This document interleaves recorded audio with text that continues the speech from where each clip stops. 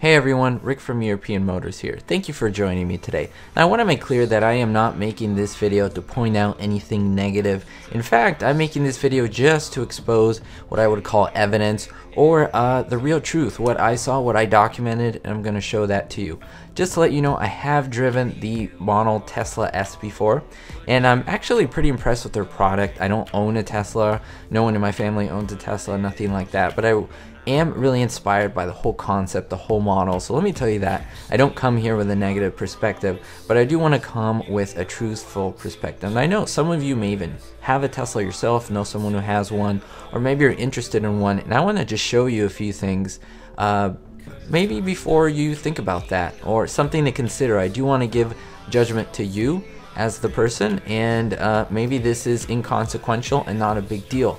But recently my father went to kind of a little exposition and showing of the Tesla Model 3, and they were showing kind of the innards of the car. They were showing, they basically had the body of the car removed. And you could see things like the electrical motor, you could see how everything worked on the inside. It's basically the skeletal structure of the car. We took a few pictures and, well, it was interesting to find out what we saw.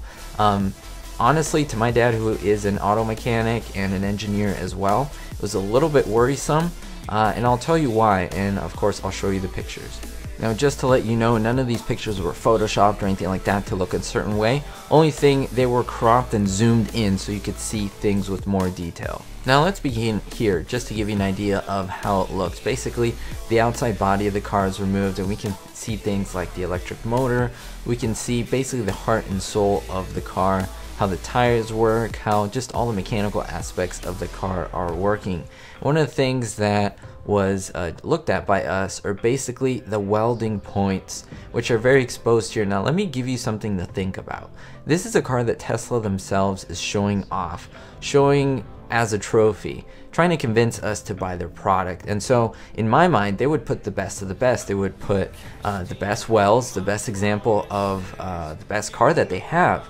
And that seems pretty obvious to me. However, some of the welding points that we saw were not the greatest thing to see. You may think, well, so what? The welding points weren't that great. Well, you can judge that for yourself, but you have to understand that a lot of these points are stress points. These are places in the car that you want structure and rigidity. And if you don't see that, if you see sloppy welding points, that's a little worrisome for a car that you're going to drive and hopefully in your crash is going to protect you and your family. So this is definitely something to think about. Now let's start with this image and the close-up of the welding job. First, pay attention to the upper right. You will see there's a huge gap, there's a huge hole there. That's not promising. That is supposed to be covered, of course, with welding itself. Now let's look at the welding that was completed, which is seen in most of the picture. You see those little black spots. Those things are basically bubbles. It's not a great welding job that was done. From my understanding, these are done not manually by a person, but by automation. And what makes that very worrisome is that if they're programmed to make this type of welding, that would be duplicated in other vehicles, not just done in this one. So again, if this is supposed to be what people are looking at, scrutinizing, and so forth, you want to put out your best product, and this does not look like a good welding job, especially at a point of stress.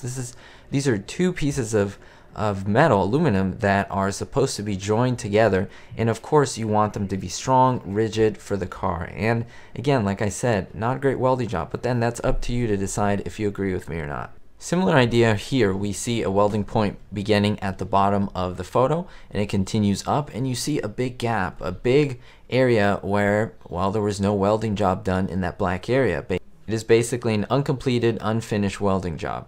It's not looking great for this. And this is the last image that I have for you. Now what's interesting about this one is that we have two welds coming from the opposite sides of the screen and coming toward the middle. Look at the one coming from the top left, how it stops in the middle, and that is covering up one that came from the right to the left. Basically, they're overlapping only in the middle portion.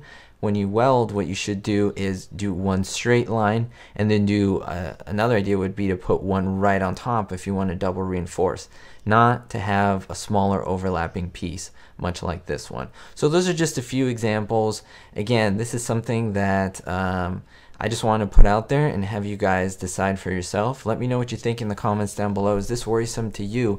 Again, these are the Model 3s, and what's important to know is that Tesla did shut down production recently to go from automation. They had to take care, quote unquote, of some things by hand.